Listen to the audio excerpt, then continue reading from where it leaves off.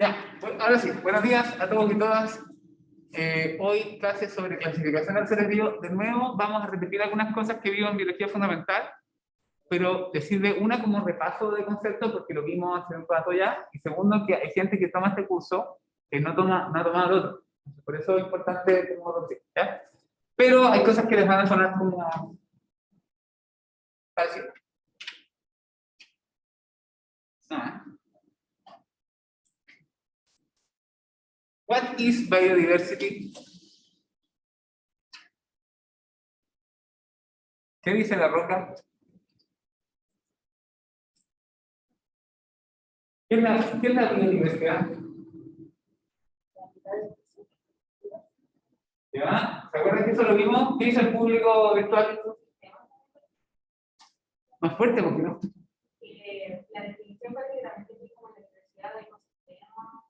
Bien, por ahí dijo diversidad de especies, sí, diversidad de ecosistemas también. ¿Qué más? La interacción de todas esas especies que componen y su ambiente. Exactamente, la escala ecológica, la diversidad de los seres vivos. Exactamente. Entonces, la biodiversidad en el concepto moderno implica la variación de la vida desde los genes, de la variación desde los genes hasta los ecosistemas. ¿Ya? Pasando por las especies y pasando también por las interacciones que estas especies tienen. ¿Ya? Esta ya se los había mostrado en otro curso, pero es una definición de la Convención de Naciones Unidas sobre conservación y uso sostenible de la diversidad biológica, y es la... espera, un segundo.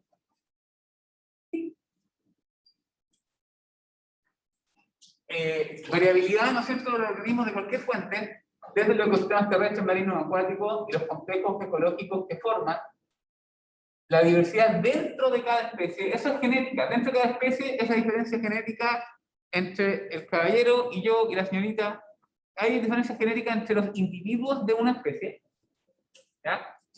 Y entre las especies, es decir, entre un murciélago y un pájaro, y de los ecosistemas, incluyendo también las interacciones.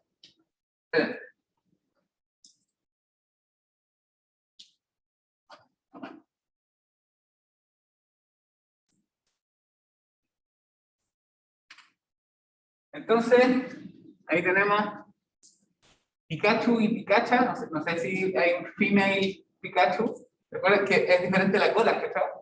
Que la del Pikachu hembra tiene la cola así como un corazón, y este es cuadra. Entonces, la diversidad genética, si es que hay cromosomas sexuales en los Pikachu, no sé. La diversidad taxonómica es entre especies, es decir, la diferencia entre un guarén y una laucha, y la diversidad ecológica, que es la diversidad, pero a nivel de paisaje, etc. La clasificación, ¿se acuerdan que esto lo vimos más o menos? ¿Quién es ella? Marico, exactamente. Que los seres humanos, de forma, no sé si innata, ¿ya? Hay algunas que podrán decir de forma platónicamente innata, tendemos a clasificar y a agrupar para poder entender. Cuando hay algo muy complejo, lo partimos en pedacitos y los ponemos en casillero para poder entender y estudiar. La diversidad en el mundo es muy compleja y es muy grande. Entonces lo que hicimos fue como, oye, pero está bien, la diversidad es buena onda, pero ¿sabes qué? Todas estas cuestiones como verdes que no se mueven son como parecidas. Se las ponemos como en una categoría. ¿Ya? Y eso, esta clasificación, generalmente se basa en qué estoy haciendo cuando yo digo estas son agrupando por similitud. ¿Sí? Agrupando por similitud y por diferencia. Esta similitud ya hemos visto que puede ser morfológica, genética, whatever. Pero miren, ya Aristóteles,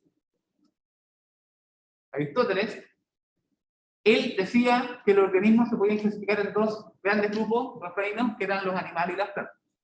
¿Sí? Porque él decía, estos no se mueven, son plantas, estos sí se mueven, son animales. ¿Ya? ¿Qué animal es ese? Bonito el mono. ¿Sí?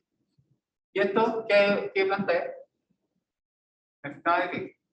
¿Ven que la gente sabe más de animales que plantas? ¿Botellita era? ¡Botellita! ¿Le, Bien, le decían? Sí. sí, Mitraria coccinea, botellita. Una Genderiacia del sur.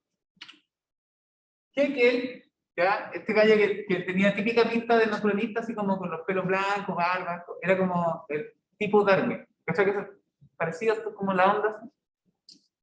En el siglo XIX acuña este árbol de la vida, y fíjense que ya este concepto de árbol nos permite de alguna manera entender que hay una base, ramas, y obviamente las cosas que están en ramas más cercanas son más parientes o más parecidas que las que están en ramas más lejanas. ¿Ya? Y él dice que hay plantas, animales y hay protistas. ¿Y por qué aparece el reino protista aquí? Porque estos gallos ya tenían microscopios que podían ver cosas unicelulares grandes. Entonces ahí están todos los protozoos. Copland en el 59 acuña el reino micota. Antes de eso eran plantas. Los hongos eran plantas. Los departamentos de botánica tenían a los micólogos porque los hongos eran plantas. Eran un grupo de plantas. ¿Sí? Y eso, recuerden que es súper importante que ustedes entiendan que en la biología la verdad es un constructo, una convención. Y el conocimiento científico no es absoluto, no es objetivo. No está revelado así como que, oh, sí, los hongos no están, no, sino que alguien lo propone, pero los organismos per se no son, ni una ni otra. ¿Entiendes? Hoy alguien botó basura y la dejó ahí como contaminada. No me diga que fue como retrovial. Entonces, antes del 56, los hongos eran plantas. Whittaker, tenemos el reino monera, protista, planta, fungi y animal. La Lima y Willis empiezan a hablarse esto del dominio. Dominio Procaria con el reino bacteria, dominio Eucaria con estos reinos acá. Ya como en la onda, así como en el colegio, se ve como así.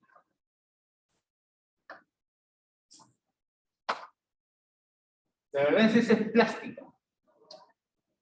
Claro, sí, pero también está influenciada históricamente, culturalmente, y, o sea, en fin, igual es súper importante que entiendan que la ciencia no está ajena a la interferencia cultural, de contexto religioso, político, etc. ¿Ya? La ciencia no existe como una especie de monasterio etéreo absoluto. Eso es. ¿Entienden, no? Ah, porque son varios trabajos. Son varios trabajos en los que se... Profe, ¿Sí? yo tengo una duda respecto a cómo en base a qué deciden ponerle dominio o reino, como por qué le ponen dominio o por qué le ponen reino. Es simplemente porque estaban los reinos y se inventó una categoría que es incluso más amplia, porque estos que son de reinos distintos son todos coherentes. Entonces, esta vez dijo, podemos agrupar con una característica similar. Por similitud, todos estos que son muy distintos, estos son heterótrofos, estos son autótrofos, qué sé yo, pero todos son eucariontes.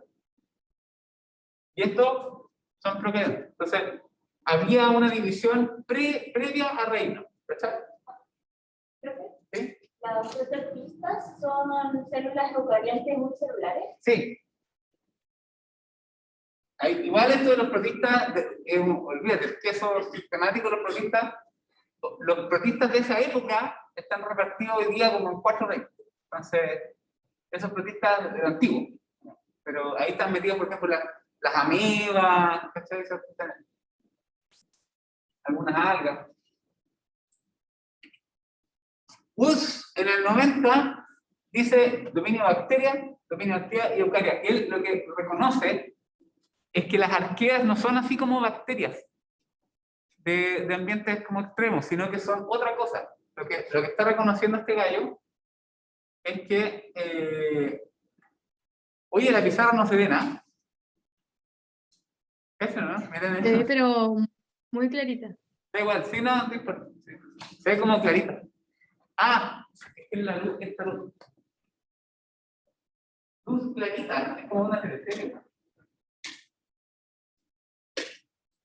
Ahí mejor, ¿no? Sí, un poco mejor. Se ve igual, totalmente. Ya, bien. ¿Ustedes ven mejor aquí o no? ¿Un poco mejor? Estamos Se ve súper bien, de hecho. A mí me ve muy pixelado. Pero bueno, se ve El niño de tercero que me encontraron en el pasillo, profe, lo veo más nítido. Profe, si en verdad la cámara engaña a uno.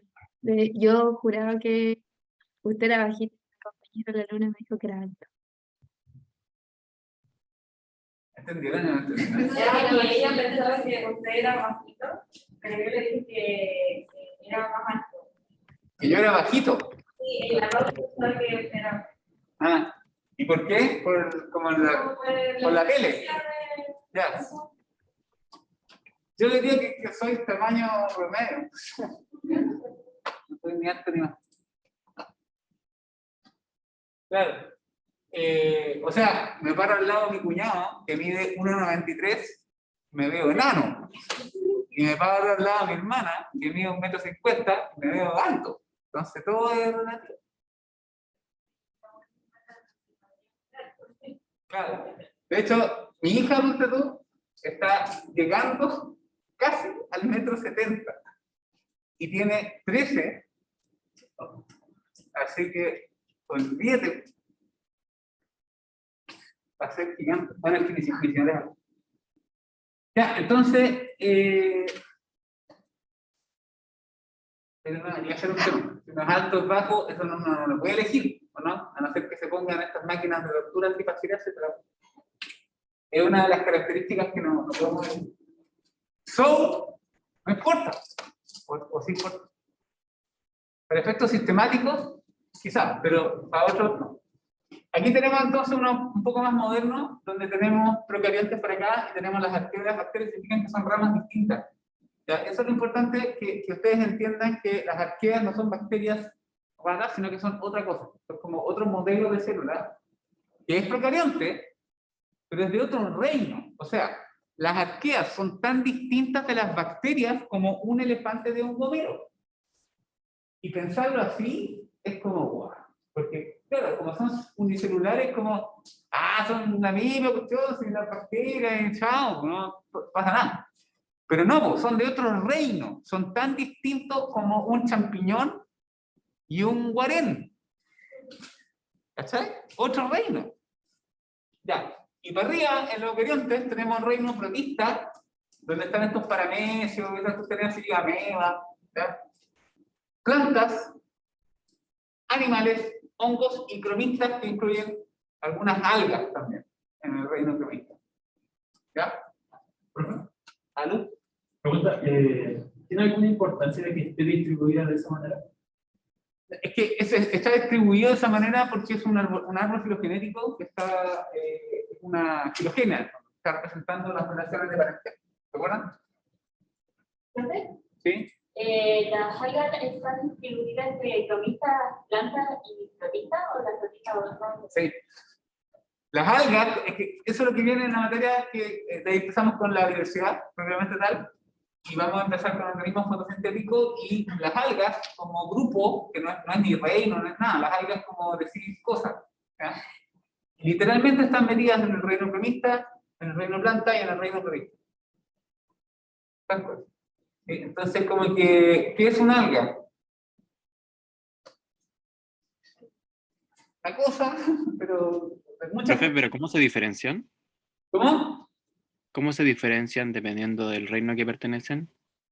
Eso, spoiler alert, porque eso es lo que tienen que presentar ustedes. Pero básicamente hay diferencias, por ejemplo, en las estructuras de reserva. Por ejemplo, las que son más cercanas a las plantas tienen almidón, tienen clorofila A y B. Las que son más lejanas a las plantas no tienen almidón, tienen otros compuestos y no tienen clorofila B, tienen clorofila, no sé, C. También en la ultraestructura del flagelo, en las células que son sexuales móviles, también en los compuestos de la pared, por ejemplo, dentro de los cromistas, hay unas que tienen sílices en las paredes celulares. Bueno, o sea, no es ahora donde les voy a dar toda la data, pero vamos a verlo en algas. Y ahí ustedes van a, cuando hagan las presentaciones, tienen que destacar cuáles son las características de esos grupos que van a. Ah, ya, profe. So, cambia con el tiempo la manera como clasificamos los organismos. ¿Sí o no? Lo vimos. Aristóteles decía que hay 2 reinos y después tenemos no sé cuántos reinos, ¿cierto? Depende de propuestas de personas y está sujeta a la información disponible. O sea, cuando inventamos los microscopios, pudimos cachar que habían protistas. ¿Sí o no? Cuando inventamos las secuencias de ADN moleculares, pudimos saber y distinguir que habían grupos que nosotros teníamos como cercanos, que en realidad evolutivamente se parecían, pero no eran cercanos. Y al revés, grupos que se veían medio diferentes eran muy cercanos. ¿Sí? ¿Conocen esta película?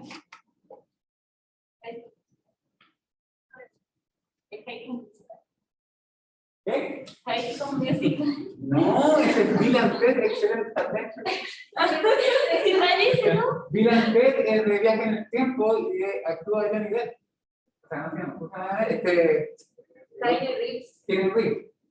Kenny Reeves, y es como de una caseta telefónica que les permite viajar en el tiempo. Y estaban haciendo un remake hace poco. O como una versión, bueno. ¿No la cachan? Hay 2. Es súper loco. Tienen una banda de rock que en el futuro salva a la humanidad, entonces, en fin. Es como de estas películas malas, pero buenas. ¿Cachai? Como, tan malas que uno y le buenas. gusta. ¿Ah? Son tan malas que uno le gusta. Eso, sí, sí, sí. Como las películas de Peter Jackson de zombies. Sí, de eso son. Bueno.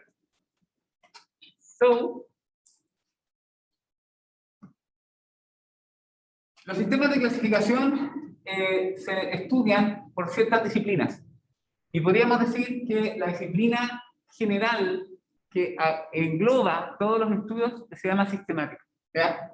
Que es el estudio de la clasificación de las especies con relación a su historia evolutiva o filogenia.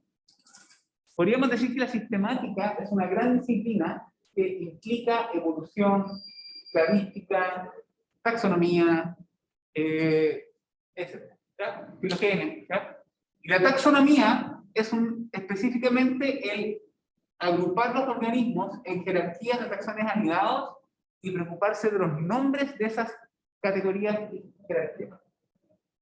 O sea, un sistemático agarra los ADN de un montón de plantas y dice, esta es más pariente con esta, y un taxónomo podrá decir, basado en estos argumentos y en la morfología, esta es del género Persea, y esta es Persea americana, y esta es Persea linde. ¿Sí? Le pone el nombre y los clasifica en la familia Lauraceae. ¿Se fijan? Hoy en día, casi todas las decisiones taxonómicas, casi todas las decisiones taxonómicas tienen soporte sistemático. Ya casi no hay revistas que te permitan describir, por ejemplo, una especie nueva, o decir, cambiar una especie de familia, de género, de especie, o qué sé yo, sin tener estudios moleculares. Casi ya no. ¿Ya? ¿Qué dice el chat?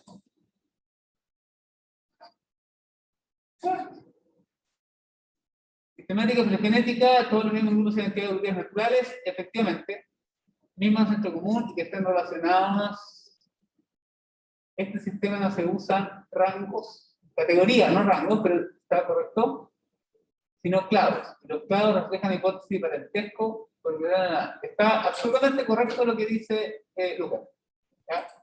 Toda filogenia es una hipótesis. ¿Por qué? Porque nadie estuvo ahí mientras ocurrió la evolución. Vemos solamente las cosas post hoc. ¿Qué significa eso? Después de que ya fue. O sea, nosotros nos separamos del resto de los primates y eso ya fue, ya pasó. Entonces, como ya pasó, todo lo que concluyamos al respecto es una hipótesis, por definición. ¿Se entiende? Puedes tener más o menos argumentos, puedes tener más y mejores datos que soporten una hipótesis y puedes tener 99.9% de certeza, pero sigue siendo una hipótesis en el sentido filosófico porque no estuviste ahí mirando cómo ocurre. ¿Sí? Dijiste, pero ¿qué son taxones anidados? Anidados. Por ejemplo, yo tengo una familia y esa familia incluye varios géneros. ¿Sí? Y están anidados porque todos esos géneros pertenecen a esta familia. Y después está esta otra familia, están con estos otros géneros. Y estos géneros están asociados a esta familia y no a esta. Así se llama anidados. Que tiene muchas especies dentro de un género. Muchos géneros dentro de una familia. Muchas familias dentro de un orden. Y así. Como tienes el cajón lleno de cajoncitos chicos. En ese sentido están anidados porque están metidos en una categoría más amplia. Como muñeca rusa. ¿Sí? Es correcto lo que dice el colega.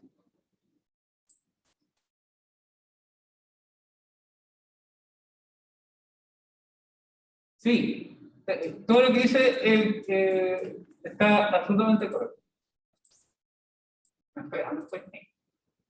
Y estos son los famosos taxones que hoy día se usan más. Está la especie, el género, la familia, el orden, la clase, la división, el reino, el dominio y la vida.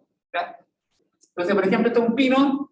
El nombre científico, ustedes ya tuvieron una clase de nomenclatura, ¿no? Sí, pero, o sea, en el laboratorio de... ¿Tuvieron una? Ya, 5. O no, o cacharon nada.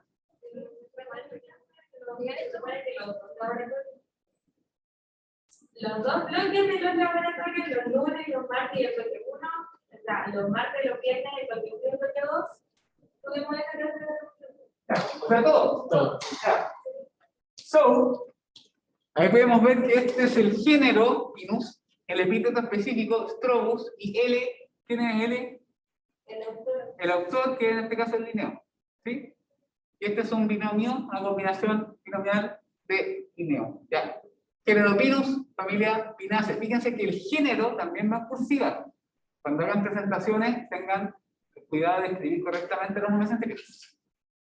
Cuando es una presentación, a veces es más fácil ponerlo en cursiva que subrayado. Ahora, cuando escriben manuscrito, subrayen, porque de hecho la cursiva es manuscrita, entonces es como manuscrito chueco, o sea, porque no tiene sentido en escribir así. ¿Ya?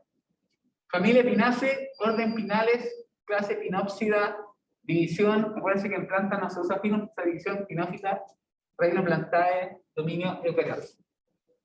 ¿Ya? Este es un ejemplo.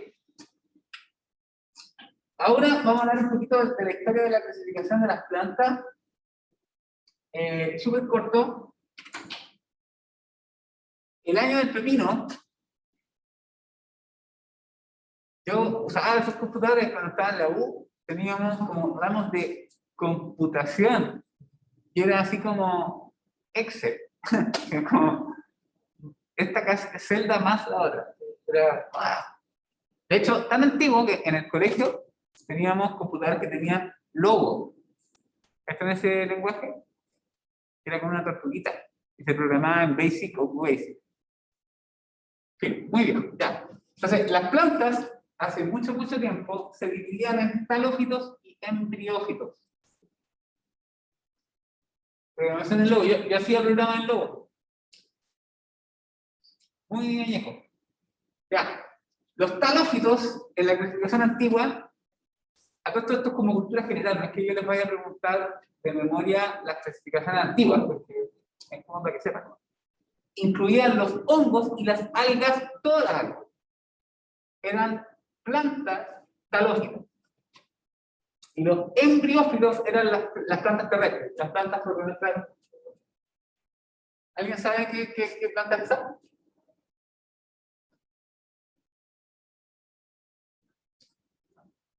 ¿No? De los virtuales, ¿nadie? ¿Qué planta es esa? La de flor amarilla. Tulipanes. ¿Cuál? ¿Qué dijo? Tulipanes. No caché. Bueno, es un mismo glutiolos, berro de cordillera o de agua. ¿Ya? Esta es una clasificación un poquito más moderna, pero que también ya fue. O sea, también está así. Y teníamos las embriófitas, se dividían en estas divisiones, estas son un poquito más modernas, que correspondían a una clasificación antigua de protocormófitos y cormófitos. Es porque les puede aparecer, todavía en algunos libros y cosas aparece como cormófito o protocormófito. ¿Ya? ¿Por qué protocormófito? Porque las briófitas no tienen tejido vascular propiamente tal. No tienen xilema y floema propiamente tal. Pero ojo que hay unos musgos que tienen tejido vascular. Y de hecho tienen estructuras de conducción de agua súper especializadas, pero externas. O sea, tienen conducción ectoidea, por fuera. Es súper sofisticado el sistema que tienen, pero no es interno, es externo. ¿Ya? Ellos se llaman protoconófitos y estos son todos embriófitos porque tienen un embrión pluricelular. A diferencia de las algas que vienen antes, que no tienen embriones pluricelulares. El cigoto, la célula que se forma después de la fusión de los gametos, es una célula y le ocurre meiosis al tiro. No alcanza a formarse una estructura pluricelular. ¿Ya? Vamos a dejar hasta aquí, porque después vamos a ver estos conceptos que eran de sistemática, que vimos ya también en otro curso, de cladística, filogenia, ¿ya? ¿Se acuerdan de eso? Y la línea de evolución de las plantas, y eso sería todo. Esto lo vamos a ver relativamente rápido porque lo vimos en otro curso, como que capaz, ¿vale? Vamos a pausar, ¿cómo era esto?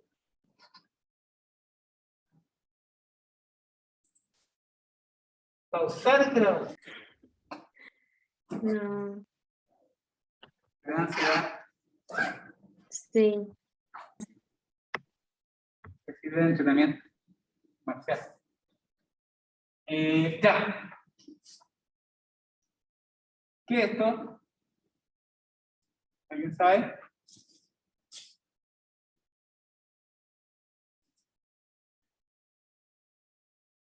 ¿Te parece una pasiflora? ¿A qué?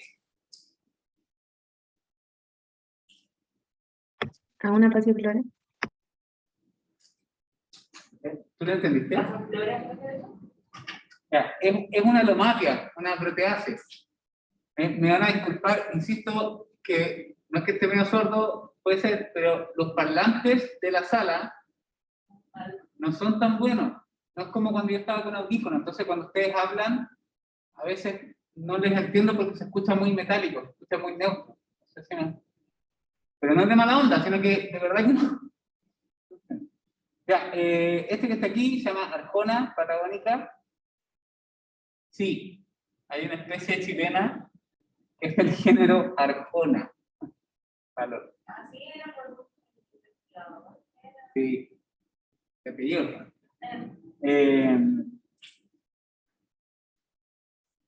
Sí.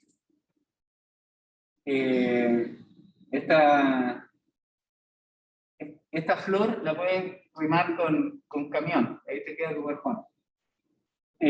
Esta se llama Clorea maglánica, este es un helechito, este es un pino, este es una alga unicelular. Y ahí van llegando los...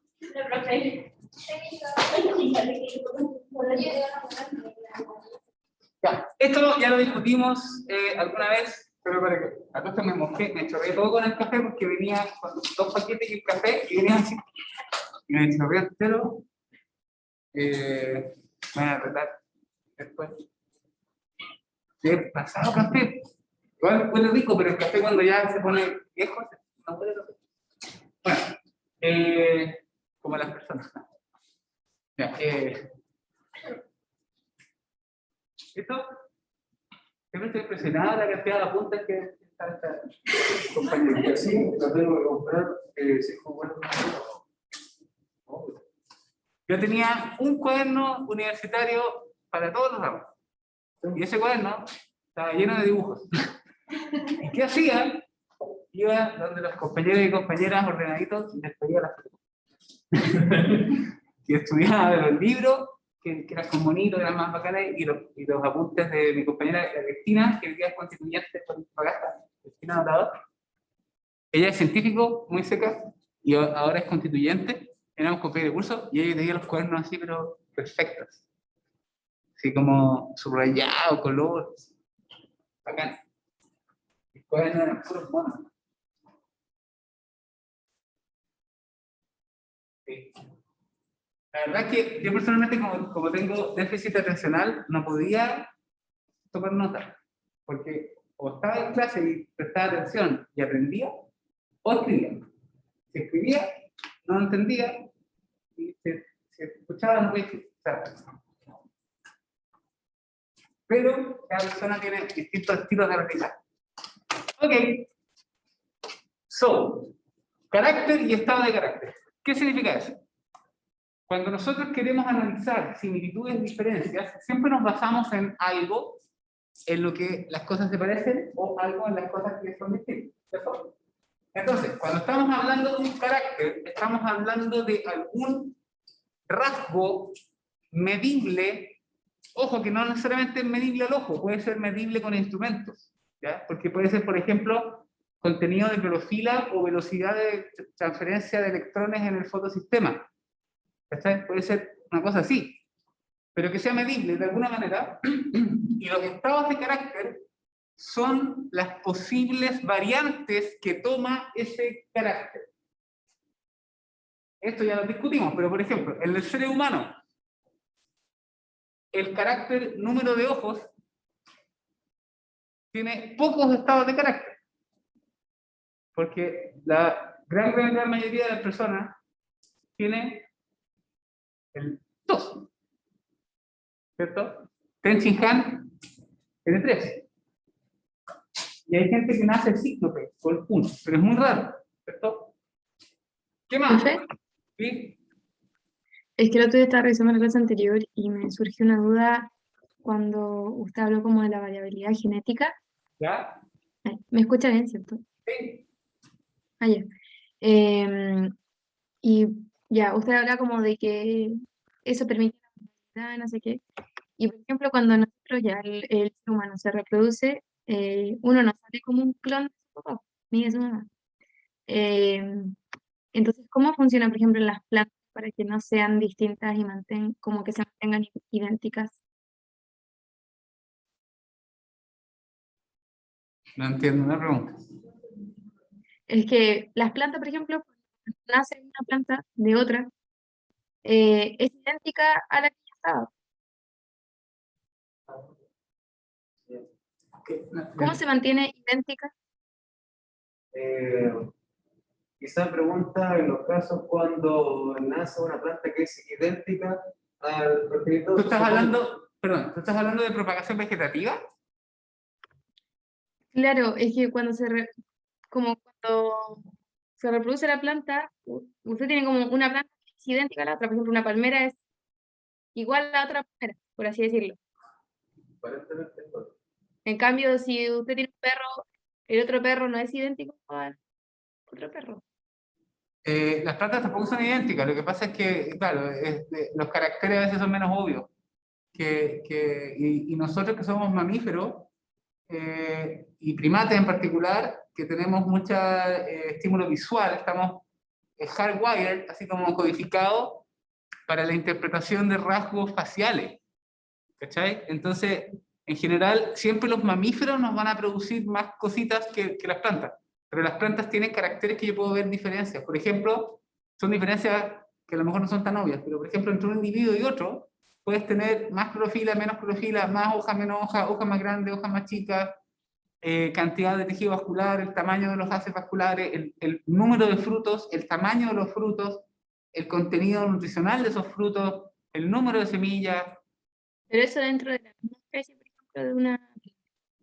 Entre individuos de la Puede- misma especie, puedes haber ¿Sí? variaciones. Ah, ¿Ya? ya. De hecho, incluso puedes tener, por ejemplo, dentro de la misma especie, individuos variegados que tienen la hoja como manchadita, otros que no.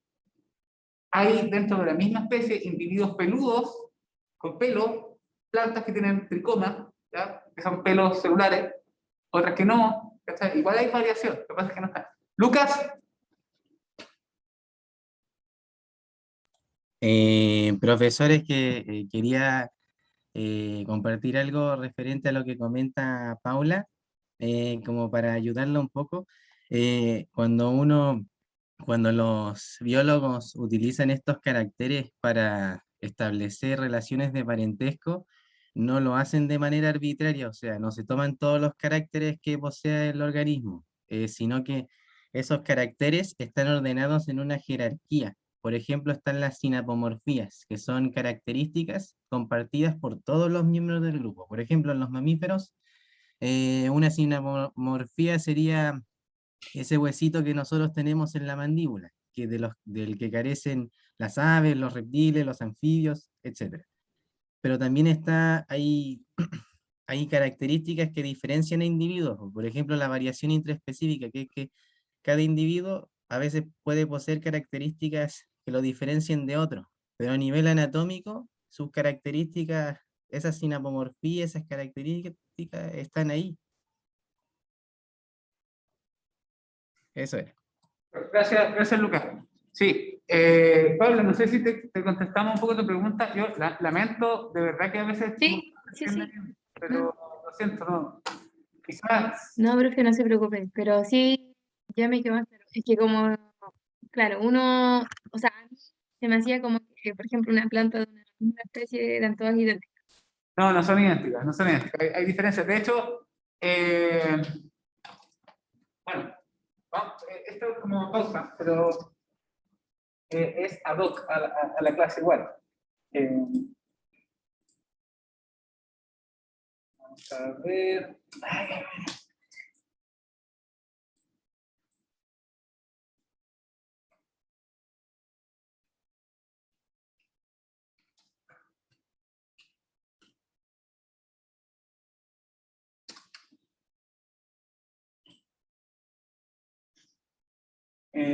Por ejemplo, fíjate, mira ahí, variación en el color de los frutos. Algunos colores. ¿Profe? ¿Sí? Es que había un árbol que dependiendo de la temporada cambiaba su hoja. También podría ser. Eso es como variación dentro del mismo individuo, ¿ya? Pero, por ejemplo, mira esto. Esto es una especie, Raphanus raffinastrum, y estos son individuos de distintas poblaciones. Entonces, si te fijas, las variaciones, o sea, si fuera, esto sería como un chihuahua y esto, no sé, como un San Bernardo. Lo que pasa es que estamos menos acostumbrados a fijarnos en caracteres de planta, y además, de nuevo, estamos nosotros programados para cierta codificación de lo que nos llama la atención visual porque somos primates. Pero esto es súper distinto. Imagínate si tú eres una abeja polinizadora, que esto tiene otra escala. Si tú eres una abeja, esto es gigante, o es más grande que tu cuerpo. Entonces, imagínense la diferencia entre esta blanquita así y esta blanca así o esta amarilla. ¿Se fijan? ¿Paula? Sí. ¿Sí? Otra. Variación en el color. Y esto es por mostrarles algo, pero hay variaciones en rasgos que no se ven, como fisiológicos y ¿dónde está yo? Ahí.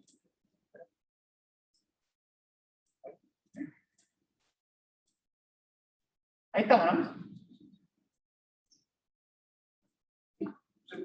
Ya. ¿Está grabando? Digo. Entonces hay caracteres que son continuos, como la altura. No sé, pues, uno puede medir 1,50, 1,51, 1,52, 1,53, continuo. Y caracteres que son categóricos, como rojo, azul, ¿cierto? Dos números de extremidades, ¿cierto? 2, 4, 6, 100. ¿Está? Aquí, por ejemplo, esto ejemplo ya lo vimos en el curso anterior, pero tenemos para reforzar, tenemos organismos, claramente el rasgo, el carácter, forma, no es muy informativo ni te sirve para separar. Aquí tendrías que separarlos por color. Ahora, ¿cómo tomar la decisión? Por ahí alguien dijo, alguien habló sobre la sinapomorfía y que los caracteres no se usan al azar. Tenía toda la razón, Lucas. ¿Por qué? Yo fui. Sí, Lucas. Cuando nosotros vamos a hacer una filogenia, una sistemática, tenemos que conocer los organismos con los que vamos a trabajar. Los mejores sistemáticos conocen los organismos con los que trabajan. Y el estar en terreno y mirar 50.000 plantas me hace entender cuáles son los rangos que no varían y cuáles son los rangos que sí varían. Los que me sirven, los que no me sirven. Y además, a veces, la evidencia fósil me da como pistas de cuál es antiguo, entonces no me sirve para separar cosas muy recientes, y cuál no es antiguo, entonces sí podría ser como una innovación. Claro, a veces los fósiles, o a veces la experiencia en terreno, me sirve para tomar decisiones de qué caracteres voy a usar. ¿Entienden?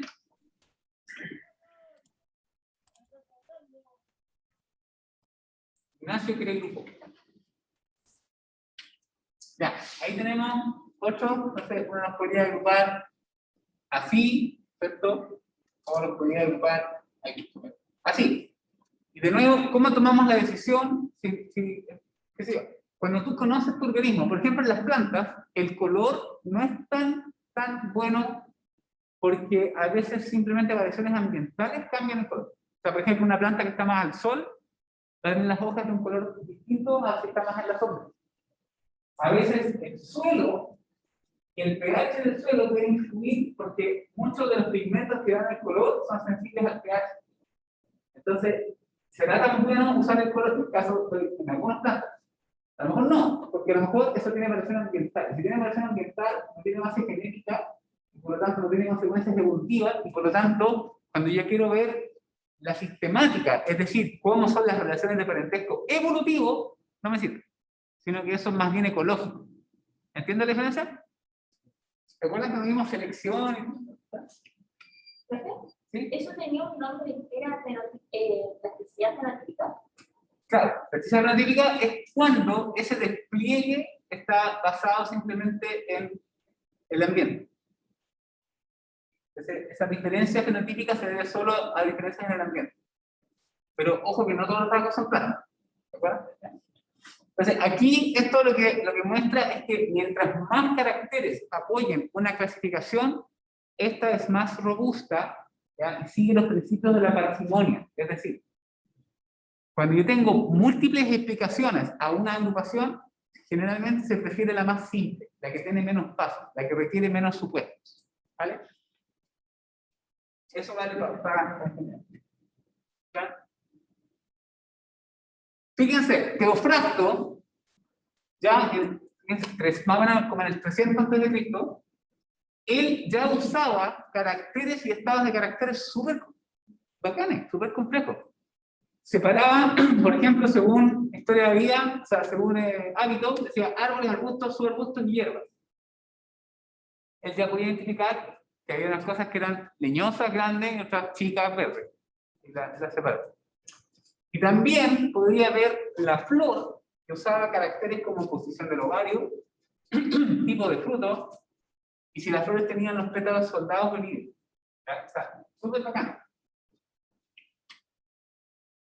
Carolus Linné, o Linneo, yo nunca he entendido por qué la gente traduce los nombres. Yo encuentro que eso es absurdo, los nombres no tienen traducción. No sé si les pasa, pero yo no me llamo Christian, me llamo Christian.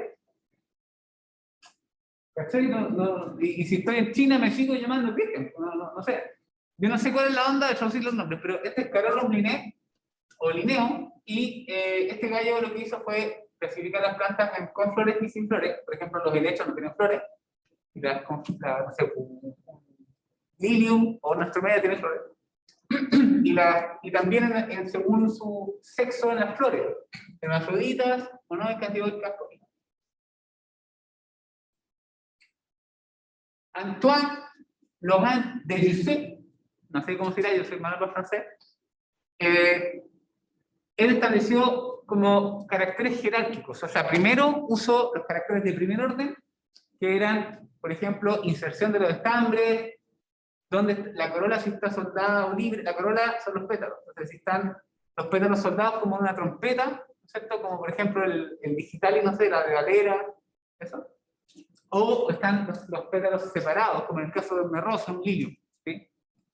Número de cotiledones. Cuando yo agarro un poroto al lado germinal, tiene dos mitades, y se abre así, y germina por el medio esa división. Cada una de esas mitades del poroto es un cotiledón, tiene dos. Pero si yo lo hago con el maíz, tiene uno. Entonces, 1 versus 2. ¿Ya? Caracteres de segundo orden, ¿ya? Presencia o ausencia de cáliz y corola, porque hay flores que no tienen pétalos, por ejemplo. Y tercer orden, número de estambres, qué sé yo. ¿Vale? Entonces, uno, cuando agarraba una flor, la abordaba una planta, la abordaba con primero los de primer orden, segundo orden, tercer orden, y ahí podía pintar. Arthur Cronquist incluyó caracteres anatómicos, porque en esta época ya había un desarrollo bastante importante en microscopía, es reciente, esto es de los 80. Además, caracteres químicos. ¿Ya? Eso no se usaba mucho antes de estar allá. Franklin entonces lo que dice, por ejemplo, es que todas las magnólidas tienen alcaloides derivados de la fenilalanina. ¿Qué significa eso? Que comparten rutas químicas, que tienen, en el fondo, ¿cierto?, genes que codifican para enzimas que determinan vías metabólicas particulares que otras plantas no tienen. O sea, por ejemplo, las solanáceas y las convolvulaceas tienen alcaloides tropánicos, indólicos, muy típicos, que las hacen tóxicas en muchas plantas, y que son probablemente evolucionaron en respuesta a la presión por el herbívoro, ¿cierto? Son súper tóxicos, y no están en otras más antiguas. ¿Cacha? Entonces, simple, la morfología, la anatomía y el tipo. Este es un ejemplo de cómo era el cuestión este de Cronquist, donde teníamos aquí caracteres y los estados de caracteres, y estas son dos clases dentro de las plantas con flores. Es un ejemplo, entonces no es que yo les vaya a preguntar después cuál era, es como para que ustedes más o menos cachen que hay un montón de caracteres que tenían distintos caracteres que separaban, por ejemplo, las monocotiledones y las dicotiledones en la clasificación de Cronquist, pero el día de esa clasificación está obsoleta. ¿Ya? ¿Qué es la cladística? También lo vimos alguna vez. Es la representación visual, gráfica, de relaciones de similitud en un arbolito, en un esquema de tipo rama y arbolito. ¿Sí? Por ejemplo, aquí tengo un árbol genealógico. Se entiende entonces que esta es como la base, que estas son las ramas más distantes de los restos. ¿Sí? La cladística yo la puedo hacer con sillas. Y agrupar las sillas rojas con las verdes y hacer un arbolito que me represente la similitud entre las sillas. ¿Sí? Y cuando yo aplico los principios de la cladística de anidar como en arbolitos o en ramas por similitud a grupos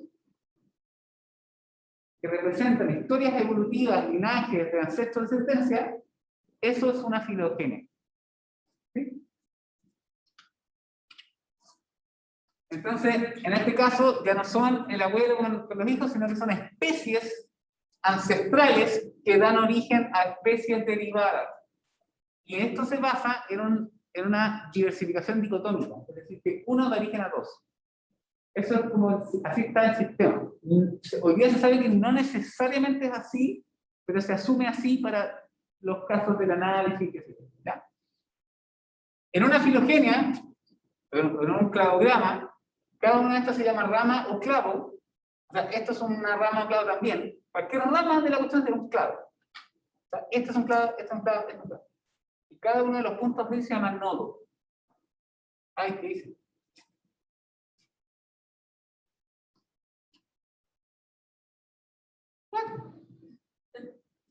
Estoy demasiado tecnológico. Ya. ¿Sí? Estos son conceptos que también los vimos, pero para reforzar dentro de esta.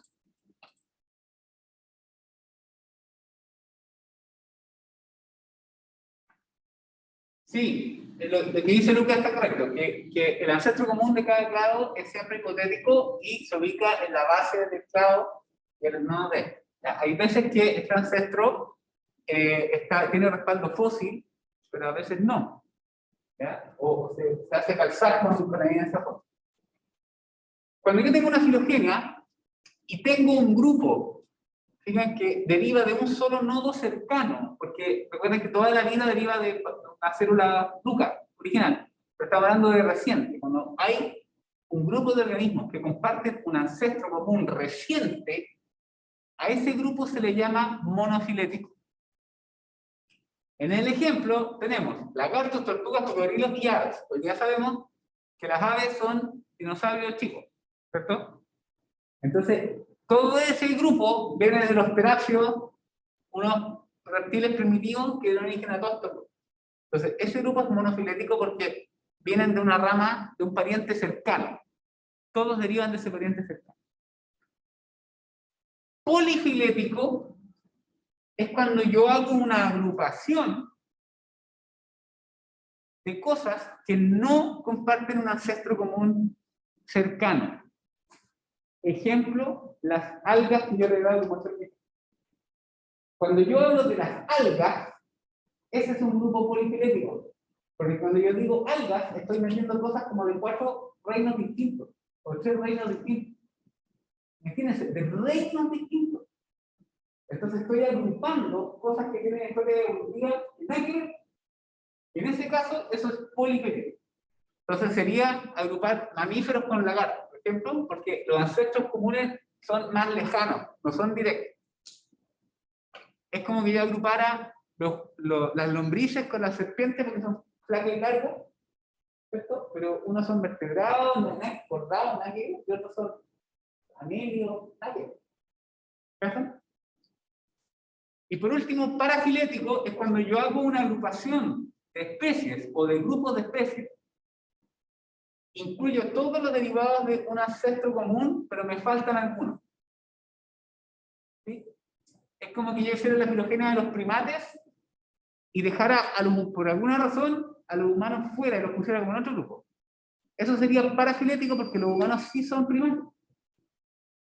¿Cachai? Entonces, cuando se me quedan algunos fuera, eso es parafilético. ¿Sí? Sí, ahí eso es cierto. Las aves son dinosaurios. ¿Puedes repetir lo último, por favor? Parafilético, que no lo entendí bien. Parafilético es cuando yo hago una agrupación y no incluyo a todas las especies o grupos de especies que derivan de ese ancestro común. ¿Sí? Es como que yo hiciera la filogenia de las plantas y dejara fuera a los musgos, por ejemplo. Entonces, agrupara y diría ya, las plantas son los helechos, las gimnospermas y las angiospermas. Eso sería parafilético porque los musgos vienen de la misma línea evolutiva, del mismo ancestro. Entonces, eso sería parafilético. Estoy dejando fuera algunos. ¿Sí? Ya. Estos conceptos no me acuerdo si los vimos. Apomorfía, plesiomorfía. No recuerdo. Ya, ¿esto es el nuevo? No. Ya, esto es el nuevo. Son terópodos. No son terópodos, derivan de los terópodos, que son como estos de manito corta. No me refiero al presidente, me refiero a animales más nobles, como lagartos. Ya, entonces, lo dije, lo pensé. No, así. Ya, conceptos importantes: apomorfía, plesiomorfía. Cuando yo tengo una filogenia, ¿ya? De organismos, de especies, etc., y hay un carácter que no es ancestral, que aparece como derivado, es decir, aparece como un carácter nuevo en ciertas especies o grupos de especies, a eso se le llama apomorfía. ¿Me pueden mencionar alguna apomorfía de los human beings?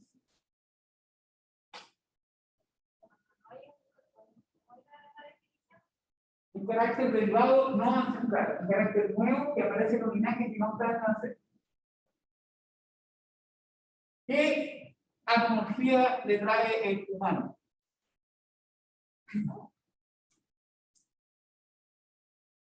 ¿Ser lampiño? No, igual tenemos pelo, o sea, al menos yo. Tengo mucho pelo por todos lados. Algo que se haya ido como degradando, porque por ejemplo, la intolerancia a la lactosa es algo que se ha ido desarrollando como en el humano en la última generación. ¿Ya? Entonces no sé si contará también como. Puede ser. ¿Y cómo determinamos hasta qué punto se denomina apomorfía o no? Me refiero a- Fácil, en el mono, porque está hablando de una filogenia en particular. Entonces, cuando hace la filogenia, depende de qué pongas tú en la filogenia. Y en ese mono, cuando el carácter es nuevo, es cuando no está abajo en la rama, sino que en las ramas más distales. ¿Resistencia a algunas enfermedades? Ya, bípedo, Paula. Eso. ¿Qué otra cosa? El lenguaje articulado. ¿Hay algún otro linaje de primate que tenga lenguaje articulado? Solo está en la rama del Homo sapiens, ¿sí o no? Entonces es una apomorfía, porque es un carácter derivado que no está en el ancestro. Andar bípedo, también. El pulgar que se opone, también. El tamaño del cerebro, qué sé yo. ¿Ya? ¿Qué La otra? nariz. ¿Qué cosa? Una apomorfía que se me ocurre podría ser la nariz de los humanos, porque la mayoría de los primates tienen narices chatas y los seres humanos desarrollaron una nariz grande y bulbosa para contrarrestar el hecho de que al ser bípedos y ser erectos, sus pulmones están un poco más lejos, entonces su respiración es más deficiente que en un cuadrúpedo. Bueno, está bien. Entonces, ¿y en otros organismos, por ejemplo, en las plantas, sí? Profe, pero ¿no sería considerada evolución en teoría? ¿Eso? Ese carácter puede aparecer por evolución. Puede aparecer por evolución por selección natural. El cómo aparece es el mecanismo. El hecho que el rasgo sea nuevo se le llama apomorfia. ¿Sí? Claramente puede aparecer por evolución por selección natural. Es un carácter que evoluciona y aparece nuevo. Por ejemplo, las plumas en los dinosaurios. Los dinosaurios más antiguos no tienen plumas y de repente hay unos con plumas. Esa es una apomorfia. Ahora, ¿qué es una plesiomorfía? Lo contrario. La plesiomorfía es un carácter que lo mantienen las especies, pero es un carácter que deriva de los ancestros. Un ejemplo en los humanos de una plesiomorfía, el pelo. ¿Por qué? Porque todos los mamíferos tienen pelo. Entonces nosotros tenemos pelo porque venimos de un linaje con puros locos con pelo. ¿Cachan? Los mamíferos tienen pelo, nosotros somos mamíferos, tenemos pelo. Es un carácter plesiomórfico. Y en el caso de la estructura ósea de, por ejemplo, un humano, que también ha ido evolucionando, ha ido cambiando su forma, pero sigue siendo como la misma distribución. ¿Cómo se tomaría eso? En términos de el tener vértebra, etcétera, es una plesiomorfía. ¿Ya? El tener, por ejemplo, ciertos tipos de huesos podría ser una plesiomorfía de los primates, porque compartimos, o sea, no sé, con un chimpancé el esqueleto es re parecido. Creo que entonces toda plesiomorfía en algún momento está como. Claro, esa es una buena observación. Toda plesiomorfía puede ser una apomorfía del pasado, pero ¿hasta qué punto? Porque, por ejemplo, el ser eucarionte es una apomorfía que ocurrió, o sea, hoy día es una plesiomorfía, pero en algún momento, alguna célula era procarionte y después fue eucarionte, y eso sí fue una apomorfía, pero hoy día es una plesiomorfía, porque nuestra herencia ya pasó, pero sí. La plesiomorfía sería ya cuando la primera y segunda generación presentan el mismo carácter. No, estamos hablando esto de tiempo evolutivo, ni siquiera de tiempo generacional, estamos hablando de tiempo evolutivo. Estamos hablando generalmente de caracteres como complejos o qué sé yo. ¿Sí? Por ejemplo, o sea, para que lo entiendan más simple, piensen en la evolución de las plantas. hay plantas que no tienen flores y hay un linaje de plantas que tiene flores que es, de hecho, temporalmente más reciente. Entonces, el no tener flores es una plesiomorfía que la comparten los musgos, las hepáticas, los helechos y las gimnospermas, y el tener flores es una plesiomorfía, o sea, perdón, es una apomorfía que la comparten las plantas comunes. ¿Sí? Apomorfía, carácter nuevo, derivado, no ancestral, que aparece nuevo en un linaje. Plesiomorfía es un carácter que se arrastra y se hereda por el ancestro. O sea, nosotros tenemos 4 extremidades porque venimos de linajes que tienen 4 extremidades hace millones de años. Caleta de tiempo. ¿Cachai? ¿Sí? Si tuviéramos 6 extremidades sería como una apomorfía, porque eso sí que no está en los primates. ¿Cachai? Ya. ¿Qué es una autapomorfía? Es una apomorfía que aparece única y exclusivamente en un clado. En este caso, si fueran especies, por ejemplo, sería en una sola especie. Una cosa única. Una apomorfía puede ser compartida. ¿Ya? Una sinapomorfía, por el otro lado, es una apomorfía compartida por un clado más diversificado, con un clado más grande. Una rama con varias especies.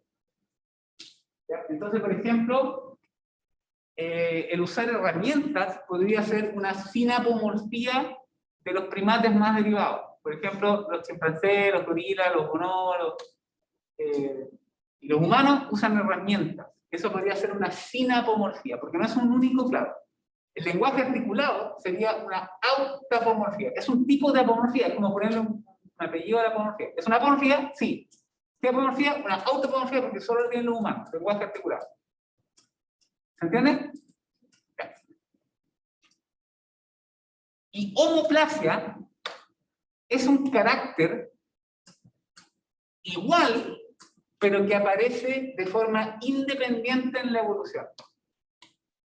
Un ejemplo de una homoplasia serían las alas de los mamíferos y las alas de los pájaros y las alas de otra cosa. ¿Sí? Son un carácter que es parecido. Otro ejemplo, no sé si han visto los cactus y las euforbias. ¿Te he mostrado ejemplos de eso, no? Se parecen. Y resulta que la euforbia y los cactus no es la que, entonces eso sería una homoplasia. Ya les voy a mostrar ahí un... ¿Profe? ¿Algo? ¿Profe? ¿Sí? No entiendo muy bien la diferencia entre la automorfía y las... chuta, no alcancé a notarlo, pero la que empezaba con S. Simple semorfía. ¿Eso? Eso sí, no me quedó muy claro la diferencia.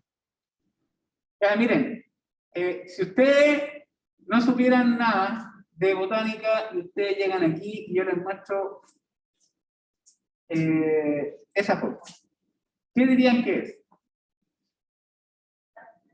¿Qué dirían que es eso? Ya, eso es una euforbia que no tiene nada que ver con los cactus. Pero es igual, ¿no? En el sentido de que es una planta que es suculenta con espinas. Eso aparece en África, por un lado, y en América en los cactus. Ya, esa convergencia en la forma que es derivada, porque esto viene de grupos de especies que no eran así, es una apomorfía, pero que aparece allá y acá en linajes que no tienen parientes cercanos. Eso se llama homoplasia. Y las homoplasias son el terror de los sistemáticos. Porque cuando uno quiere hacer árboles filogenéticos, los agrupa por similitud. Si yo me usara solamente similitud morfológica, me queda el ensalada, porque me van a quedar estas con los cactus y no aquí. Entonces, las homoplasias pasan. Y las homoplasias son el fail de los que hacen evolución y sistemática. Pero ¿cómo se dieron cuenta de que no provenían de, o sea, sí un ancestro lejano, pero no se están? Por estudios genéticos. Cuando yo analizo las secuencias de ADN, esto me queda cerca de otras plantas, y los cactus me quedan cerca de los cabelos y otras caterpillars,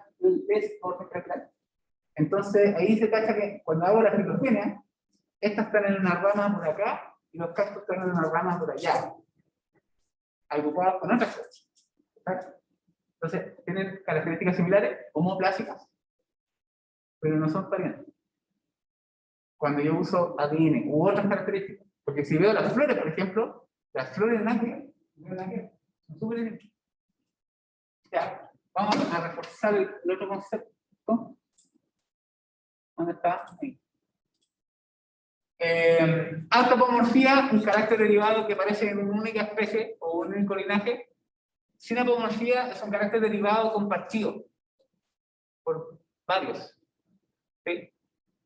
Y lo mismo para la plesiomorfía. Plesiomorfía es carácter ancestral.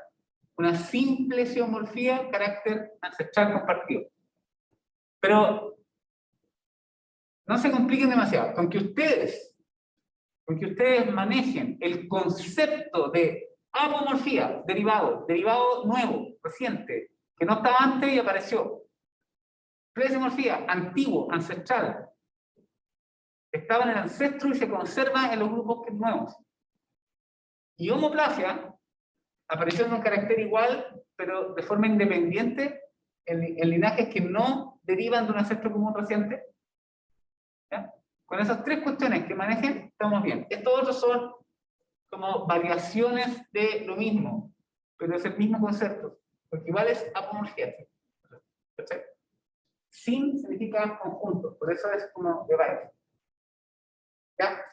Aquí sale el ejemplo en esta parte donde están los cocodrilos, los dinosaurios no avianos, no los trapos, tipo, no sé, los brachiosaurios, esas cuestiones. Y después vienen los trápodos y ese linaje de origen alajado. Entonces, el estado plesiomórfico es no tener alas ni plumas. El estado apomórfico es tener plumas. Y que llega a bajar. ¿Sí? Y esto entonces es lo que entra en la prueba del... Ese es un mono que representa la clasificación de Cronquist, pero hoy día lo hacen los computadores, porque recuerden que esto maneja miles y miles de datos que iteran en combinaciones de millones. Entonces, simplemente no se puede hacer a mano. No se puede hacer a mano. ¿Ya? Y esto lo hace el computador y que genera estos algoritmos. Y entonces, ¿cómo se entiende esto? Las ramas más cercanas son más parientes, las ramas más lejanas son menos parientes. Y si nosotros tuviéramos que ver la línea de la evolución de lo que nosotros más vamos a estudiar este curso, que son las plantas, ¿ya? Vamos a ver que tenemos algas, por un lado, claramente en la base de la evolución de esto, algas rojas, y acá, multicelular y tejidos complejos, aparecen las primeras plantas terrestres donde están los musgos y parientes, ¿no es cierto?, las hepáticas, los anticerotes. Cuando aparece el tejido vascular, ¿qué sería el tejido vascular en ese punto de ahí?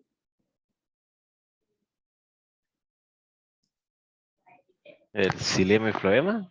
No, pero claro, sería una apomorfía. Es una sinapomorfía compartida por todas ellas. ¿Y qué sería una plesiomorfía? Tener clorofila, hacer fotosíntesis, tener pared celular de celulosa, ¿cachai? Porque eso también está en las algas de ahí, ¿ya? Aparece el tejido vascular y aparecen estos tipos de leche, qué sé yo. Después la zika, aparece la semilla, zika, ginkgo y también la, ¿cómo se llama? Los coníferas, ¿ya? Y acá tenemos las flores y aparecen las monocotiledonas de flores. ¿Sí? Ahí podemos ver algunas apomorfías. Ahí. Dame un segundo. Zoom, reunión, ay, que se me olvidó. Pero, me pierdo, caleta con esto, pero ahí.